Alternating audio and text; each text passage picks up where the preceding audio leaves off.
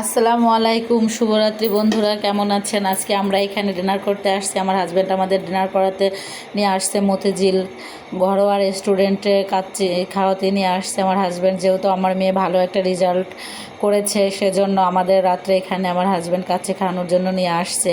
দেখেন আমার ছোটো মেয়ে কী করে। প্রথমে সে ছালাদ নিচ্ছে, লেবু নিচ্ছে, এখন সে কাঁটা চামচ দিয়ে খাচ্ছে। দেখেন সে যতটুকুই খায় দেখেন সে কীভাবে হাত দিয়েই খায়।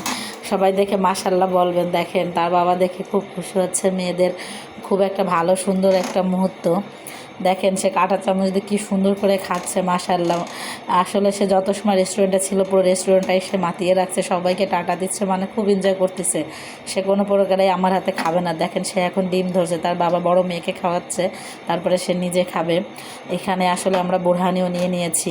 মেয়ে যেহেতু ভালো একটা রেজাল্ট করছে, এ কারণে আসলে মেয়ের বাবা আমাদের একটা ডিনার পার্টিতে ট্রিট দিচ্ছে। দেখেন আমার ছোটো মেয়ে এখন হাড্ডিও এখানে খাচ্ছে। দেখেন তার দুষ্টুমিগুলো দেখেন। আসলে আমরা সবাই এখানে ডিনারটা করে নিচ্ছি। মেয়েরা একটা পেপসি নিচ্ছে। দেখেন দুই মেয়ে দুইটা পেপসি নিয়ে খাচ্ছে।